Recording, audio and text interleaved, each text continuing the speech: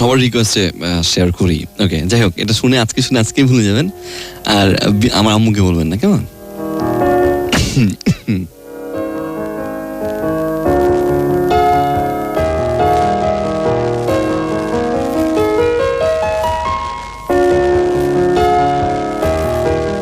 আচ্ছা, আমি তখন কোন ক্লাসে পড়ি কিচ্ছু বলবো না, কোথায় তাও বলবো না, ঠিক আছে?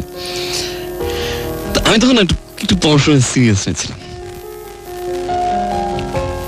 আমি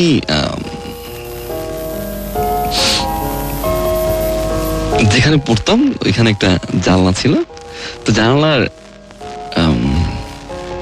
আমার বাড়িটা ছিল, তার পাশে একটা ছোট একটা পুকুরের মতো ছিল, এবং এটা গ্রামে না, শহরেই, যে কোনো শহরে বলবো না। তো ছোট একটা পুকুরের মতো ছিল,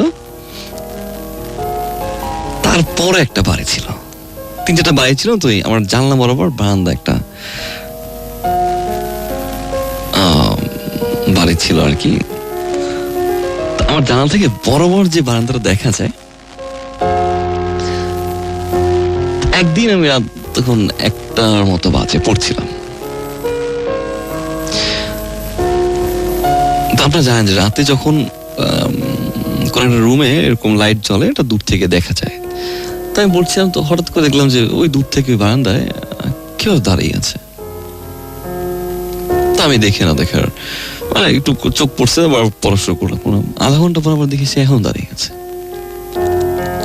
তাই আমি ভাবলাম যে কি ফোনে কথা বলে নাকি এতক্ষণ, কে ছিলেন? আমি একটু হাঁটছে, আমি রিয়েলাইজ করলাম যে আসলে মনে হয় ফোনে কথা বলছে।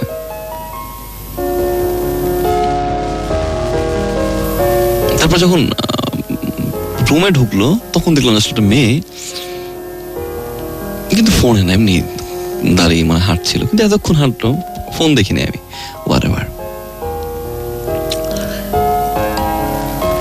তো পরদিন বিকেলে আবার সে বারান্দা দাঁড়িয়েছিল।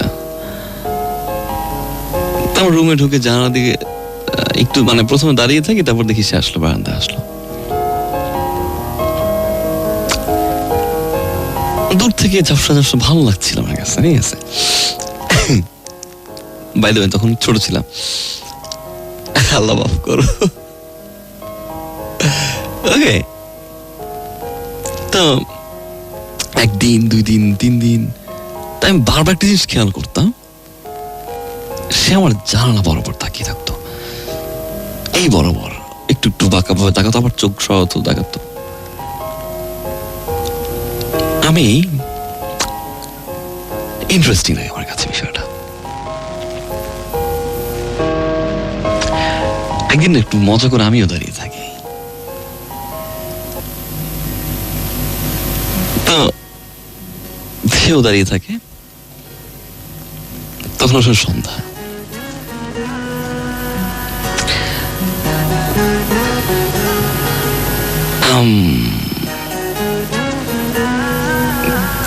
চোখাচোখি করার মতো অপশন ছিল, গন্ধ হয়ে আসছিল। আমি যখন একটু ভিতরে চলে যেতাম, সেও চলে যেত। আমি একটু আসলে সে আবার হুকিমে আবার আসতো।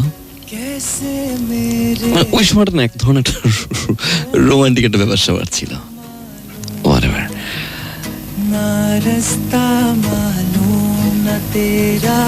দিনের বেলা দাঁড়িয়ে থাকতাম, একটু বুঝতাম সে তাকিয়ে আছে, আমি একটু তাকাতাম ভয়ে ভয়ে। দিন দিন না একটু হালকা পাতলা একটু উইক হয়ে যায়। Stupid.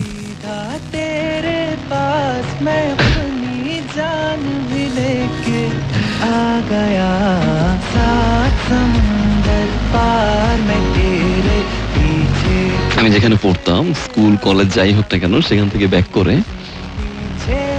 জানলা চলে আসতাম। তখন সে স্কুলে পড়তো।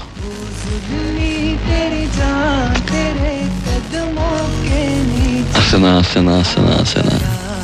ওয়েট করতে করে দেখলো যে না, সে স্কুল ড্রেস পরে বারান্দায় চলে আসছে। তার মানে মাত্র সে স্কুল থেকে আসছে। ও মাই গড,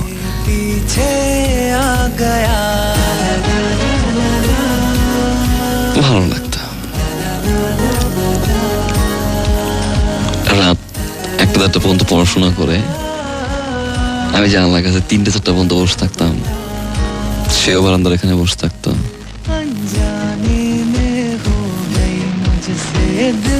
একটা অন্যরকম একটা স্টুপিড ছেলে আবার স্টোরি বলছে, তাই না? Whatever. সমস্যাটা কখনো দেখতে পাইনি, দেখতে চেয়েছিলাম, সাহস পাইনি।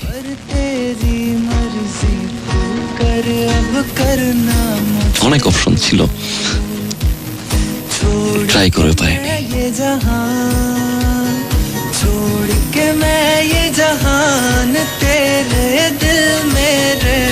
একদিন আমি বাড়িতে যাই 2 দিনের জন্য।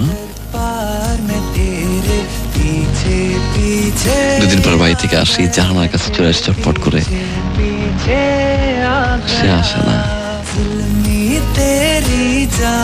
আসে না, আসে না, আসে না, আসে না, আসে না, আসে না। আল্লাহ আল্লাহ আল্লাহ করে করে করে করে করে করে 12টা 12:30 দিকে ভাবে আসলো।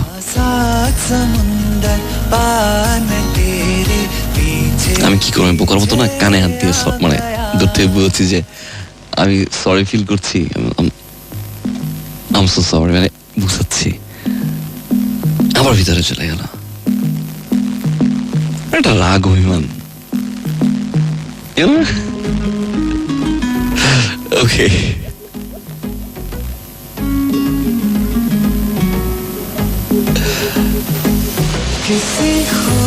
তখন আমি সাইকেল চালাতাম, একদিন সাইকেল থেকে পড়ে যাই, তো পরে হাত ছিলে যায়, সো হাতটা ব্যান্ডেজ করে জানার কাছে আছে, হাতের ব্যান্ডেজ। রাত তখন 8টা বেজেছিল। আমার কাছে মনে হচ্ছিল যে উপর থেকে ও মনে হয় জানতে যাচ্ছে বারবার কি হয়েছে।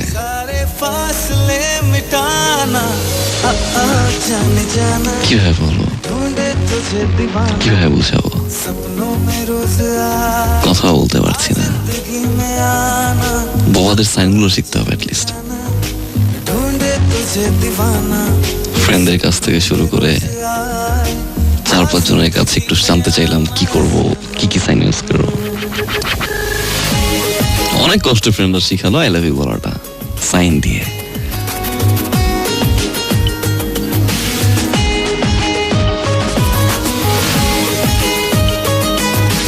4-5 বার বলতে চেয়েছিলাম, ট্রাস্ট মি, পারিনি, সাহস পাচ্ছিলাম না।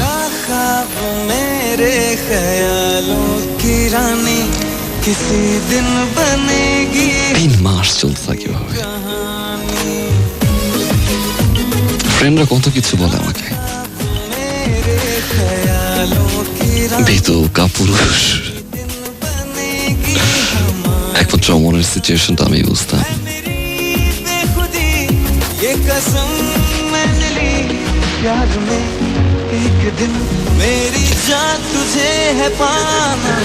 আমি তখন থাকতাম 3 তলায়, 2 তলায় আমার এক ভাই ছিল।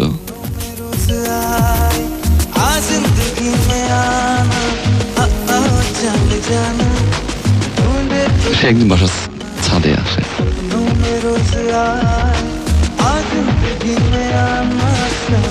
বলতে চাইছি ভাইকে যে ভাই একটু প্লিজ হেল্প মি। পরে চিন্তা করলাম না, ভাই যদি আমার কিছু মনে করে,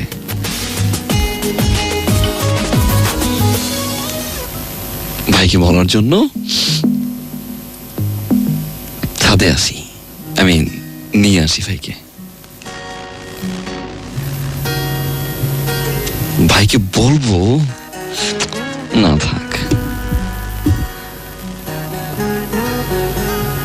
কি না কেউ মনে করে।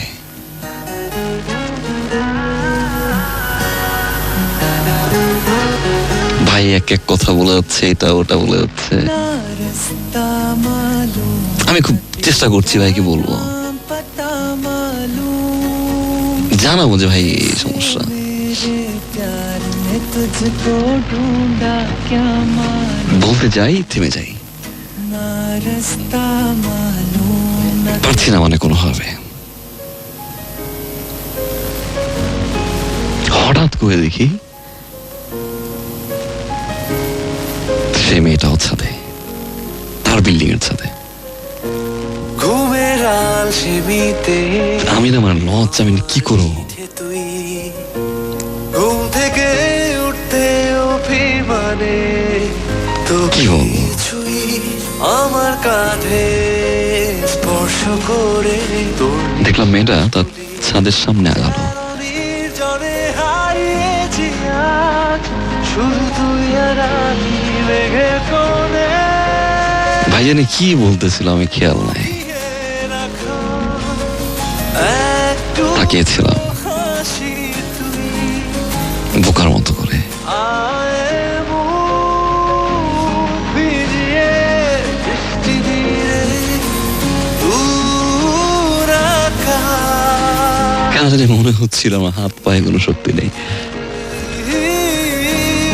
চার পাঁচবার ডিসিশন নিয়েছিলাম জীবনে বলবোই না জানাবোই না এভাবেই যাবে দেখলে না কেন জানি আমি কোনো ভাষা খুঁজে পাই না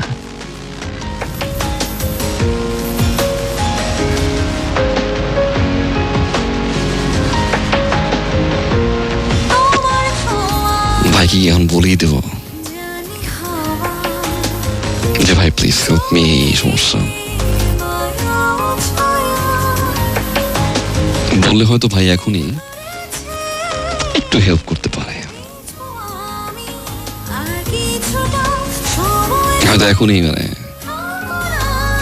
কোন একটা সেটিং তো করে দিবে অ্যাটলিস্ট এটা তো শিওর যে ও আমাকে ভালোবাসে তা না হলে কেন বাগান দেওয়ার আসবে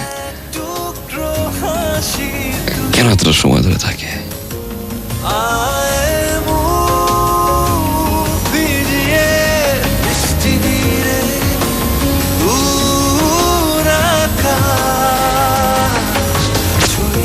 কিন্তু বলা তো উচিত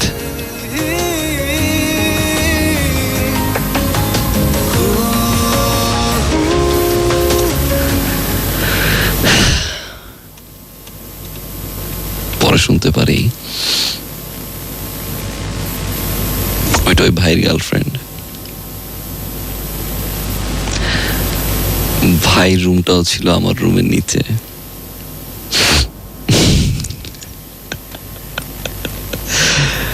আসলে মেয়েটা আমার জন্য না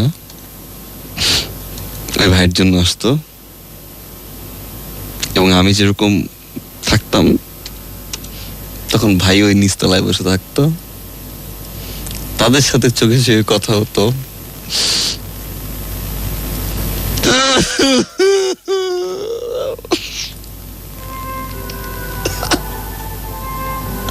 এই সাউন্ড একটি মাইরা একটু সোজা মেরে ফেলবো না স্যাড গান বন্ধ করে কি ফাইজলামি শুরু করছো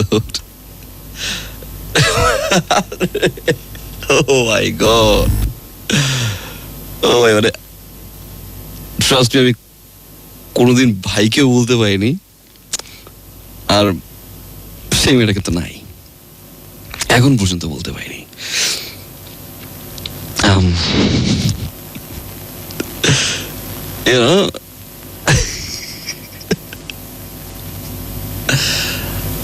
তবে হ্যাঁ